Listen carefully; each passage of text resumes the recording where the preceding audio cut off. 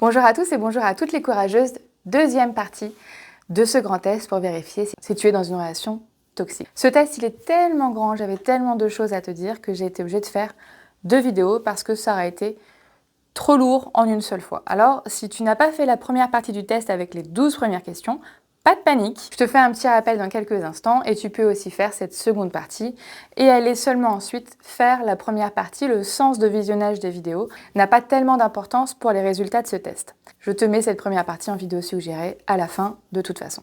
Ce test, il est important si tu te poses beaucoup de questions sur ta relation amoureuse et si tu as passé beaucoup de temps dans l'attente et dans l'espoir.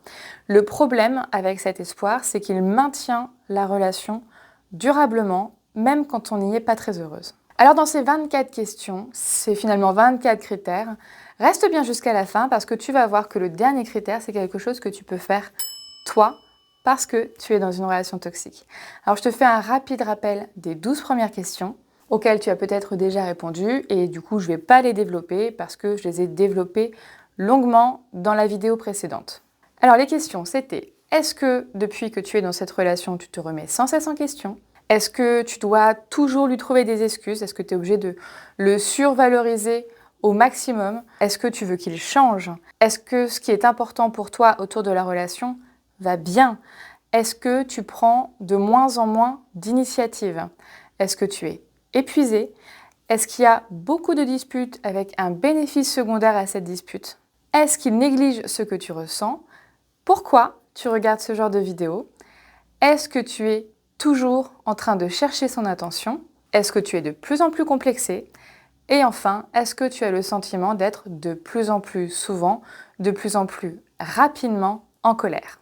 Bon alors normalement tu en es là, alors on continue avec les 12 questions suivantes. Mais pour le moment, abonne-toi, like et partage pour qu'une courageuse tombe dessus. T'es prête? Allez, 13e question. Est-ce que tu es toujours dans l'attente? Dans l'attente que votre relation s'améliore, qu'il fasse ce qu'il dise, qu'il soit disponible, qu'il tienne sa promesse, qu'il t'appelle, qu'il réponde à ton message, que vous fassiez ce qui était prévu, qu'il te présente à sa famille ou à ses amis, qu'il quitte sa femme. En bref, est-ce que c'est lui qui fait intégralement, constamment, le tempo de ta vie? Quand on avance en tandem, si un des deux ne pédale pas ou ne pédale pas dans la même direction, il ralentit, voire il immobilise le vélo sur lequel on est ensemble. Sur le chemin de ta vie, tu roules, mais avec le frein à main. Et c'est extrêmement frustrant. Ce vélo en tandem, il est censé vous amener plus loin, ensemble, pas vous faire du surplace. Est-ce que tu es dans l'attente tout le temps et depuis longtemps? Pire, est-ce que tu es à l'arrêt? 14e question. Est-ce que tu te dis, j'ai tout pour être heureuse, mais je ne suis pas heureuse? Comme si y avait quelque chose qui me manque, et il y a quelque chose, mais je ne sais pas quoi, je ne saurais pas dire quoi précisément. Ça, c'est une pensée qu'on a très souvent dans une relation toxique. Pas dans toutes, mais dans beaucoup. On a checké ce qu'on voulait checker. Mariage, peut-être c'est fait, enfant, c'est fait, le chien, la maison, elle est achetée. En bref, ce qu'on avait imaginé comme devant nous procurer un sentiment de réalisation, eh bien, c'est fait. On a tout pour être heureuse, mais pour autant, on ne se sent pas réalisé. Ça, c'est un sujet que je pourrais vraiment développer dans une future vidéo. Pourquoi est-ce que tu as tout, mais presque ça ne te fait rien? Ça n'a pas rempli ce que c'était censé remplir et tu ressens toujours un espèce de vide intérieur. Peut-être que c'est le cas pour toi. 15e question. Est-ce que ce partenaire, il est aussi chaleureux, aussi doux, aussi bien intentionné qu'au départ? Et volontairement, je ne parle pas d'une sexualité comme au départ, évidemment que c'est très rarement le cas avec les années et aussi souvent la routine. J'ai pas non plus parlé de son attention. Je te parle de quelque chose de plus nébuleux, de plus abstrait. L'énergie, l'ambiance, l'état d'esprit de l'autre.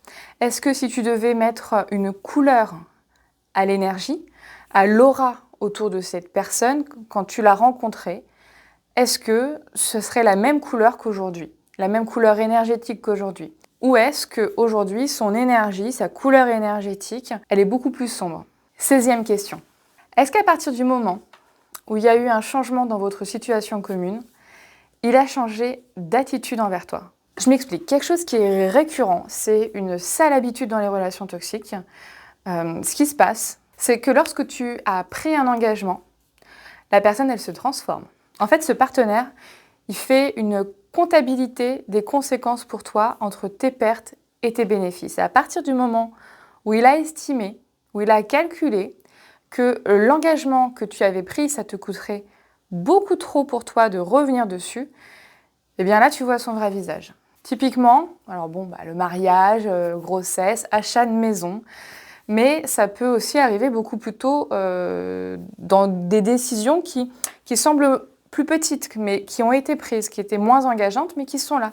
Je pense notamment au fait d'avoir réservé une location de vacances, des billets d'avion, au fait de lui avoir prêté une somme d'argent, au fait d'avoir été présenté à la famille ou de l'avoir présenté à la famille. Je pense aussi au sextape aussi.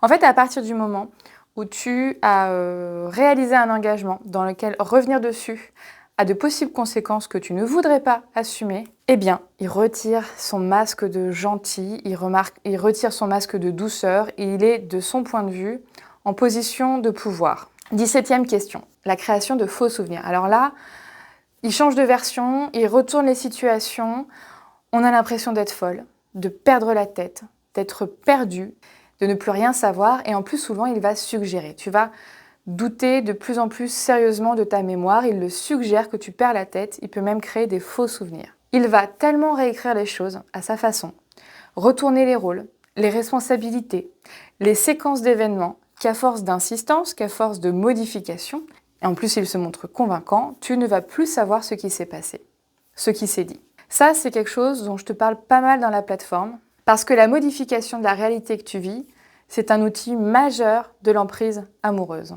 La démonter, c'est très importante. J'en profite pour te parler du coup 3 minutes de la plateforme Hypnose des Courageuses.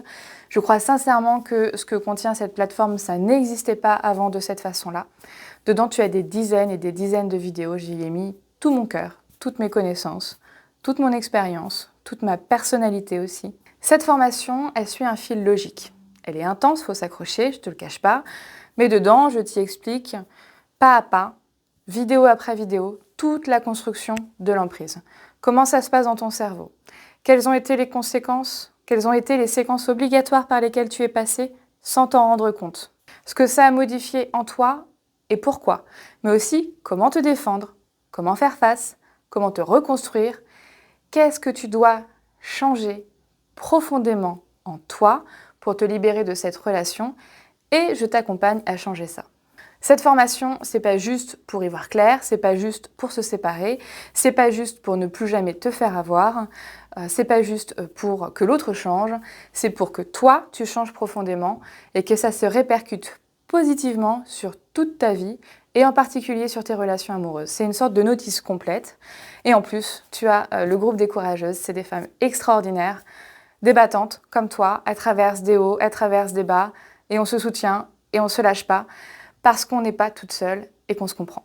Alors on t'attend. Allez, c'est reparti pour la 18e question de ce grand test que tu es en train de faire. 18e question. Est-ce que tu as le sentiment régulier d'être ridiculisé? Dans une relation toxique, on perd confiance en soi, on perd estime de soi, on perd amour pour soi. Et ce qui participe à user tout ça, c'est le fait d'être taclé sans cesse, d'être diminué, d'être tout le temps repris. Le cynisme aussi, le fait d'être comparé constamment, l'intonation de voix de cette personne. Tu as le sentiment que dès que tu dis quelque chose, tu es complètement nul. Ou bien, quand tu parles, il va avoir souvent, régulièrement tendance à lever les yeux au ciel, comme si ce que tu disais n'avait pas de sens. Ou bien, quand vous parlez, quand tu échanges avec ce partenaire, il est tout le temps en train de discuter, de rediscuter ce que tu dis, de contre-argumenter pour avoir raison et que tu aies tort. On ne peut pas avoir confiance en soi, avoir une bonne estime de soi quand la personne qu'on a mis très près de son cœur fait ça. C'est pas possible. 19e question. Est-ce que tu es toujours à noter d'un bien mais peut mieux faire? Je t'en parle plus longuement dans la vidéo que j'ai faite sur la charge mentale qui est volontairement intensifiée quand on est avec un pervers narcissique. Je te la mets en vidéo suggérée à la fin. Un des conditionnements dans lequel on rentre inconsciemment quand on est dans une relation toxique, c'est un processus dans lequel on doit sans cesse faire mieux. On va rentrer dans une sorte d'anxiété de réussite, dans une sorte d'anxiété de performance, parce que l'autre va intentionnellement se montrer tout le temps, pas complètement, pas entièrement satisfait, même lorsqu'on aura tout fait pour que ça soit parfait. Ça va te mettre dans un mode de pilotage automatique qu'on appelle « sois parfait ». Et ça va t'épuiser. Est-ce que l'étiquette sur ton front que tu essaies de décoller, c'est « c'est bien, mais peut mieux faire ». T'es toujours là? Lâche pas ton attention. On est dans les 5 dernières questions. Et tu vas voir, la dernière, elle va particulièrement t'étonner. Allez, 20e question que je te pose. Est-ce qu'il utilise un langage clair et ininterprétable? Ou est-ce qu'il est tout le temps flou? Dans une relation toxique, bien souvent, le partenaire utilise presque ce qu'on pourrait appeler une machine à phrases. Alors, qu'est-ce que c'est que la machine à phrases? Dis-toi que c'est un outil hypnotique. C'est un outil utilisé par les hypnotiseurs, mais aussi par les publicitaires, par les vendeurs, par les hommes politiques. C'est un outil qui sert à contourner ton esprit critique et à induire certaines pensées que tu penseras avoir eues par toi-même, mais que tu n'auras pas eues par toi-même. C'est quelque chose qui va altérer ton libre arbitre. Le principe, c'est simple, c'est fabriquer des phrases vagues dans lesquelles il n'y a aucune précision. Et le cerveau, du coup, il va en quelque sorte devoir déduire, devoir remplir les trous. Mais il va déduire dans une direction que ce partenaire aura dirigé. C'est un des outils de manipulation que je vous entraîne à repérer et qui va avoir pour effet que vous soyez certaine de certaines choses. Il m'a dit que, il va changer ceci, il est capable de cela, sauf que, bien souvent, on va se rendre compte que ce partenaire, il a fait des machines à phrases que vous avez complétées, mais que lui, il n'a rien dit, et il va se retrancher derrière ça. Il n'a rien dit. Ce que tu dois comprendre, je ne vais pas en dire plus ici, parce qu'il y a la plateforme. Ce que tu dois comprendre, c'est qu'il y a un langage spécifique aux relations toxiques et que c'est important de le repérer. D'ailleurs, si tu veux sortir de ce langage, il va s'énerver. 21e question. Est-ce que tu dois, selon lui, avoir une certaine attitude en raison de son passé?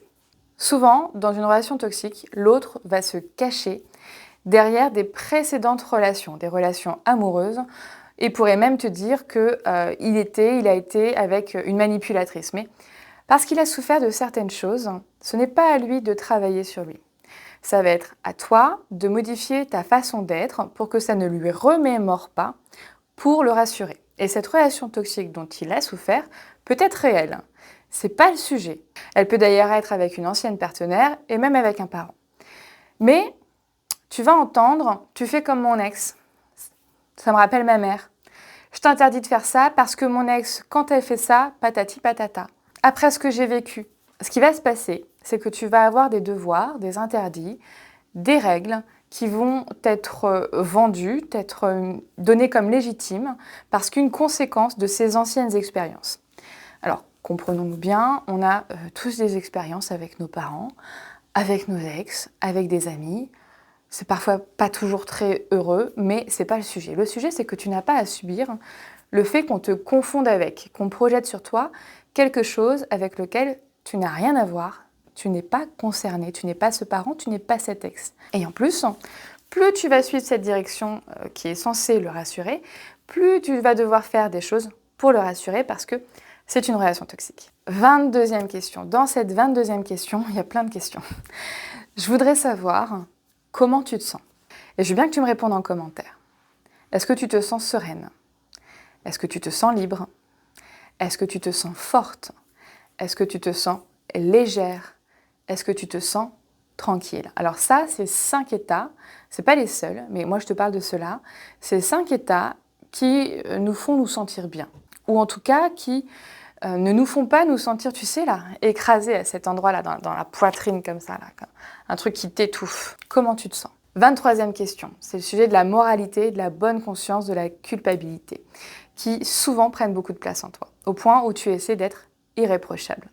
Ça c'est pareil, c'est hyper présent dans les relations toxiques, le fait de vouloir être irréprochable.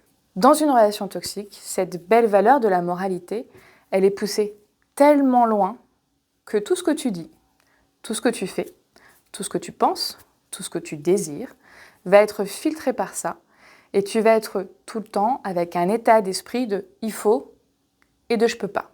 Faut que je fasse ça, faut que je sois là. Observe comment tu penses. Une phrase sur 4, elle commence pas par « j'ai envie » mais par « il faut », par des obligations, des devoirs, des règles. Et une phrase sur 4, c'est « je peux pas ». Je peux pas faire ça, je peux pas dire ça, j'ai pas le droit de. Dans une relation toxique, la moralité, elle est construite de telle façon que c'est les barreaux d'une prison mentale. Et puis enfin, 24e question. Est-ce que toi-même, tu te retrouves à mentir ou à modifier la réalité?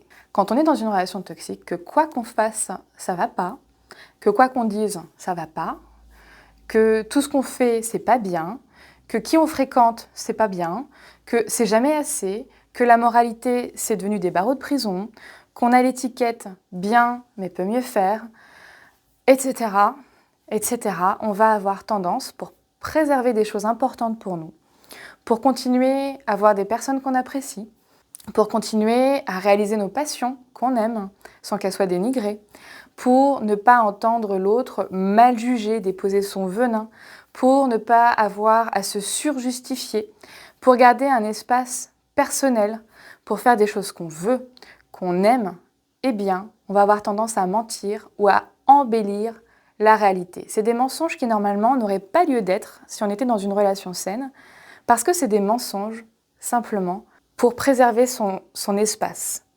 On va apprendre à mentir, à pas tout dire, à modifier certaines choses pour préserver un peu d'intimité, un peu de beauté sur ce qu'on aime, un peu de nos relations autour de la relation. C'est quelque chose dont on parle rarement, mais les relations toxiques, ça nous pousse souvent à mentir, à pas tout dire, à cacher. Et ce qui va être très compliqué, c'est que ça va faire une grosse dissonance. On va être tiraillé parce que, en même temps, on sera aussi, de façon excessive, dans la moralité. En fait, on a une valeur, la moralité, et un besoin, vivre librement, qui s'affrontent en soi. Et c'est très douloureux à vivre. Voilà ma courageuse. Tu as terminé ce grand test, bravo, j'espère que tu y vois un peu plus clair, que ça te donne un aperçu de ce que tu vis, de ce dont tu as peut-être besoin. Tu as dans la description ton cadeau exclusif sur le sujet de la culpabilité. Fonce, c'est un cadeau. Et en attendant, je te dis à dimanche prochain, 9 h. Et oui, j'ai décidé que c'était plus 18 h. Mais 9 h, comme ça, on commence la journée ensemble. Les courageuses sont là si tu as besoin. Prends soin de toi.